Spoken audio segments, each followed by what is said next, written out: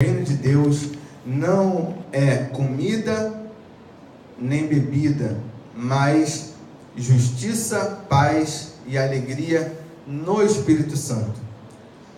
Primeiro termo que todos usaram também que nomina o reino é Basileia. Basileia, no sentido original, quer dizer de reinado, ou seja, o reino de Deus não é algo estático, ele não está em algum lugar, ele está acontecendo em vários lugares.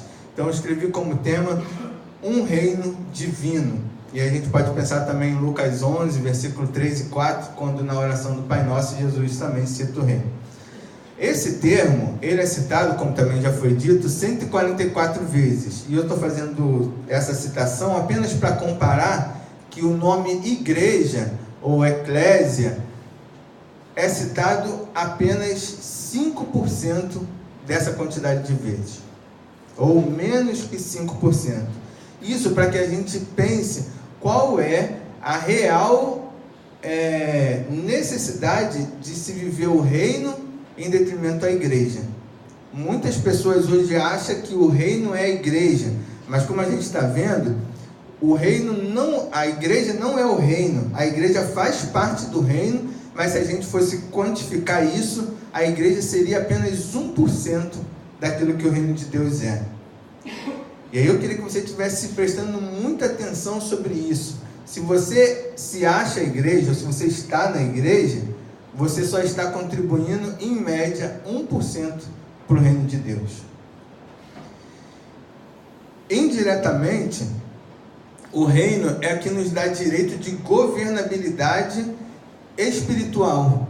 É em nome de Jesus, que é o Rei dos Reis, que é o Rei desse reino, que estabeleceu o seu trono, que nós fazemos as coisas contra o mal, ou contra o reino do mal. Então, vamos prestar bastante atenção, porque nas diversas manifestações do mal ao nosso redor, é nossa responsabilidade manifestar o bem, ou fazer o bem.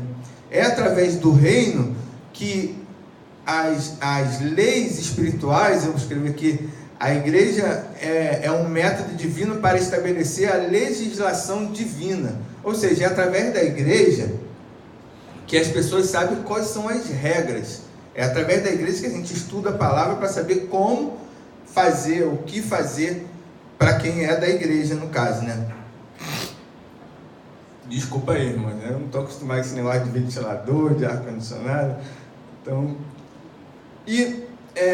por fim, nós somos chamados ao reino, a proclamar o reino, a torná-lo real até para as pessoas que não conseguem ver, fazer com que a nossa busca do reino, como Jesus, buscar primeiro o reino dos céus, o reino de Deus, seja algo claro, evidente para aquelas pessoas que estão ao nosso redor.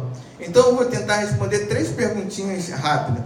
Como nós devemos responder ao reino, como nós devemos representar o reino e como podemos, ou como perpassa em nós o poder do reino de Deus.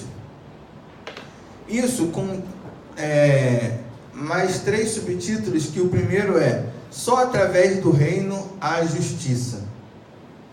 Não podemos nos esquecer disso, irmãos. A justiça que a gente vê por aí é só por conta de Deus, porque o diabo e os seus anjos, eles nunca farão justiça, mesmo com atos que se pareçam de justiça, é para a escravização através do seu reinado ou através do pecado. Não podemos depositar nossa fé em nenhum sistema humano. Mas o comunismo, o socialismo, a democracia, ou o que quer que seja, não faz parte do reino de Deus, irmãos. Nós não podemos acreditar que o candidato A, o candidato B, vai ajudar a promover a justiça, porque só quem é de Deus é que pode promover a justiça. Então vai piorar, e não vai piorar porque o candidato é ruim, não, porque a Bíblia diz que as coisas andam de mal a pior e a passos largos. Não pela falibilidade humana, mas principalmente pela infalibilidade de Deus, a infalibilidade divina. Só Deus é perfeito, só Deus é bom. Nós, a Bíblia vai falar que mesmo sendo maus, conseguimos fazer boas coisas apenas para os nossos filhos, que aí quando ele vai falar, qual o pai que o filho vai pedir pão e vai dar, né, uma serpente? Então, muito mal eu consigo fazer o que é bom para a minha família. Só que o reino também é além do que a nossa família. Deus nunca falha, irmãos. Até quando aos nossos olhos parece um descuido, parece nessa hora que Deus piscou o olho, Deus no final, ou Deus mais lá na frente, vai mostrar que todas as coisas juntas fizeram o quê? Contribuíram para o nosso bem. É difícil você compreender isso, mas só há justiça através de Deus. Cada servo é um agente e cada adversidade é uma oportunidade para nós servirmos a Deus. Entendeu isso? Cada momento que alguém fala para você que está com uma dor de cabeça, é para que você ore e cure em nome da sua igreja, em nome de Jesus, que é o Rei do Reino. Então, somos embaixadores do maior, mais poderoso e o único reino que é eterno. Usufruímos disso sempre que pudemos. O Léo acabou de usufruir disso me dando um copo de água. A Bíblia diz que aquele que der um copo de água fria, você já sabe da Bíblia, mas podemos usufruir disso em diversas situações. Se eu não tivesse demonstrado aqui o meu pigarro, o Léo não usufruiria de fazer o bem. Graças a Deus, é o reconhecimento do reino que está entre nós, independente de quem fala ou de quem faz. Graças a Deus que o Léo me deu esse copo d'água aqui. A próxima vez eu vou dar uma picada. Mas se você levar isso para um outro extremo, nos programas de televisão, quando as pessoas são abençoadas, não vou nem falar abençoadas, né? Mas deixa eu ver o que está escrito. Vemos isso nos programas, quando a emissora dá o prêmio, faz um assistencialismo ou realiza um sonho imaterial, as pessoas reconhecem a providência, a soberania e o reinado de quem? De Deus. Quem nunca viu o Silvio Santos após dar não sei 1 milhão, a pessoa fala o quê? Graças ao Silvio Santos. Se eu soubesse fazer a risadinha dele, eu faria. Mas quando o outro lá da Globo, como é que é? O Hulk faz as coisas, alguém fala, graças ao Hulk. Não. Elas falam graças a Deus e eles não conseguem compreender isso. Eu já ouvi um deles falando assim, não, Deus não tem nada a ver com isso. Irmãos, Deus tem a ver. E muito do que acontece é porque nós não fazemos a nossa parte. A minha monografia de seminário foi justamente falando sobre isso. Quando a igreja não faz, Deus usa quem Ele quer. Ah, pastor, mas pera aí, como é que Deus vai usar a Rede Globo? Deus usou os imperadores na época de Jesus. Deus usou lá o que quebrou e destruiu o povo de Deus, que depois ficou maluco. Nabucodonosor. Deus usa quem Ele quer, irmãos. E está usando as pessoas que não são da igreja para fazer aquilo que o reino necessita, porque Ele governa sobre todas as coisas. Agora nós temos a oportunidade de dar um copo d'água, nós temos, deixa eu seguir aqui antes que eu me perca. O segundo passo é sobre a retidão plena. Nós não podemos ser aquele mais ou menos que alguém olha assim, mas esse pastor aí, não sei não, hein? Esse pastor aí, eu vou dar dinheiro para ele botar no bolso dele, eu vou. Nós não podemos ser esses crentes ou essas pessoas que os outros duvidem de nós. Não, o escândalo, ele é abominável a Deus. Deveríamos tê-lo como ou deveríamos nos abster dele, ou esclarecer tudo com nossas forças, ou com todas as nossas forças. Não é errar, não é não pecar, não é apenas se omitir. Em todo o tempo nós seremos provados, nós seremos desafiados, e a forma como nós respondemos isso é que faz a diferença. Se importar, se posicionar e reconhecer o erro é melhor do que deixar as coisas como elas estão. Que se dane-se, desculpa, que ele que se revise os seus sentimentos, seu pensamento, e que ele é que aprenda aquilo que está acontecendo. Por exemplo, agora eu estou como profissional de antenista, e aí, outro dia eu estava estudando, aí tinha lá uma pergunta que foi usada no concurso para Polícia Federal, para delegado da Polícia Federal. Aí estava lá a pergunta: fulano foi no Paraguai, ou foi no exterior, comprou um aparelho desses de TV via satélite, mandou instalar na casa dele e não paga assinatura.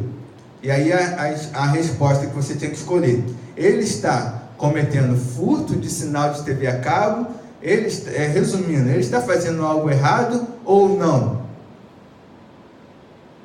E aí a resposta da pergunta: não. Eu estou simplificando, é claro, quem quiser direitinho eu mando depois. Não. Mas aí muitas pessoas falam assim: não, mas como é que o pastor, eu instalo, aí, né, consequentemente eu instalo esses equipamentos, instalo Sky, claro, tudo. Não estou fazendo propaganda do meu trabalho, mas tem muita gente que é ignorante, porque não sabe da lei, não sabe da legislação, não sabe de nada, e aí quer julgar: não, mas como é que o pastor está instalando esse aparelho na casa do...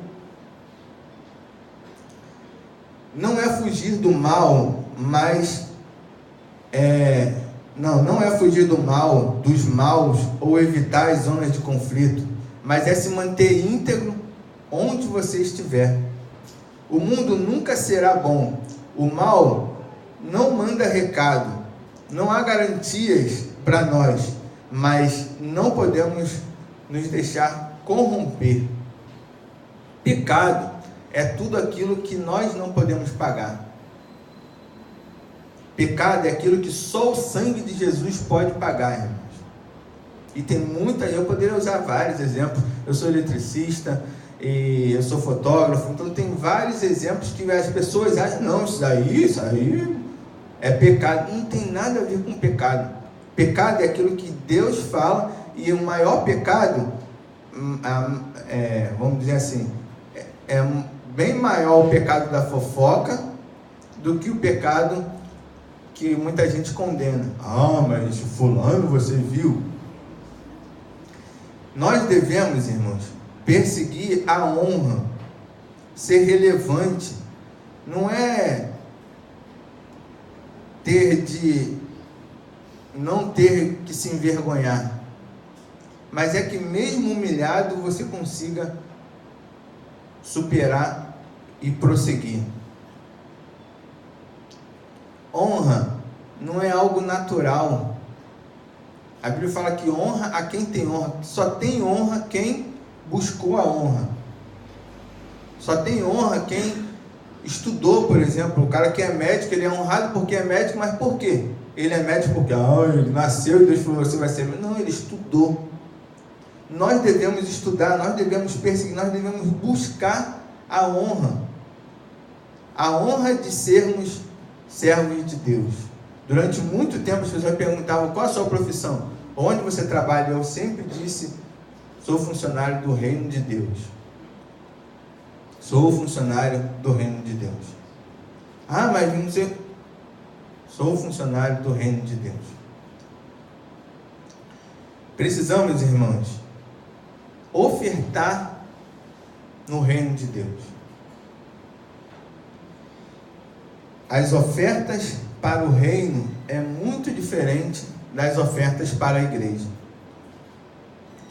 Porque o reino, as ofertas para o reino são sacrifícios vivos.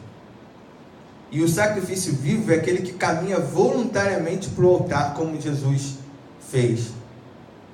Sacrifício vivo não é algo que vá ao altar amarrado, obrigado.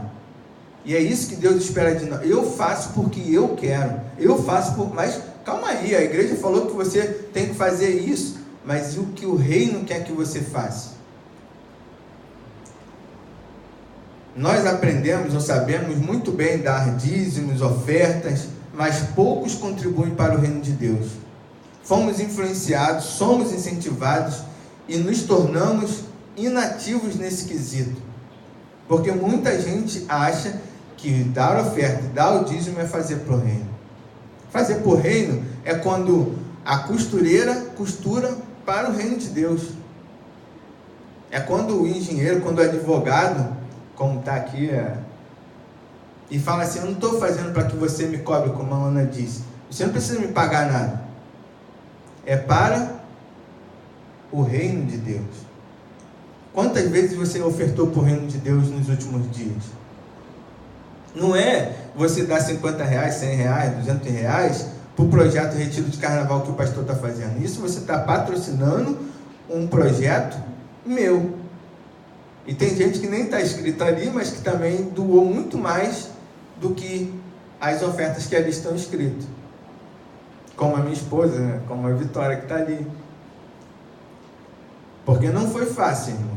10 crianças, e algumas ainda tinham que fazer muito mais do que lavar a louça, fazer a comida.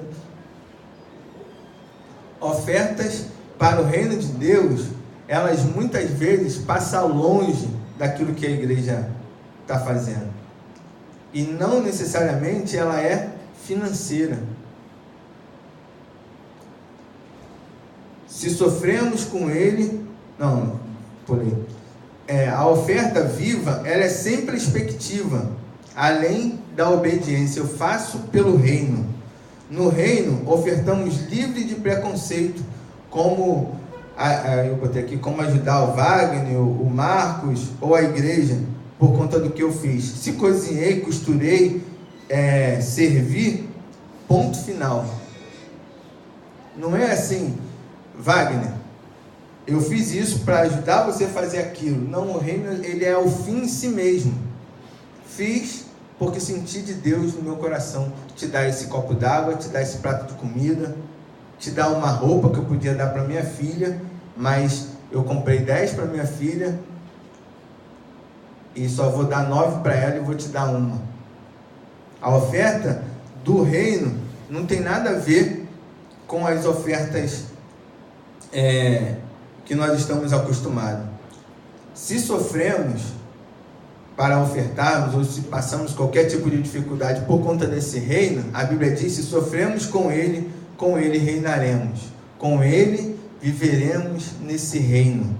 O reino que não está plenamente estabelecido ainda, embora a gente tenha a oportunidade de viver, mas que será em breve, assim que Jesus voltar para assumir o controle e instituir aos salvos e distribuir as moradas celestiais, onde que a gente não vai precisar pagar imposto, nem vamos viver no meio da violência e onde também não vai haver doença.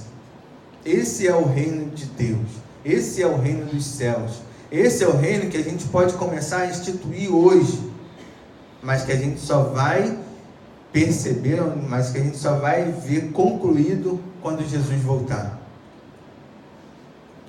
Por fim, responder aquelas perguntas, responder ao reino, é aceitar o desafio de viver o reino de Deus. Eu posso ser eletricista, eu posso ser antenista, eu posso ser pastor, posso ser assistente social, mas eu sou funcionário do reino. Não é o pastor que manda na minha vida, não é a igreja que determina aquilo que eu preciso fazer. É claro que eu me submeti a essa igreja, a esse pastorado, mas a partir do momento que eu senti que isso impede a minha atuação no reino de Deus, eu procuro uma outra, ou também não procuro nenhuma outra. Mas o mais importante é você viver o reino de Deus, onde Jesus fala com você, onde Jesus é o rei, e Ele tem liberdade para falar para você amar, para você doar, para você fazer e ser quem Ele quer que você seja. Respondemos a esse reino quando nós o representamos. Eu não estou te dando esse prato de comida, esse copo d'água em nome da minha igreja, mas em nome de Jesus, a favor do reino de Deus. Representamos esse reino quando ele flui através de nós. Que consigamos entender isso e que vivamos o reino de Deus para a glória de Deus, em nome de Jesus. Amém?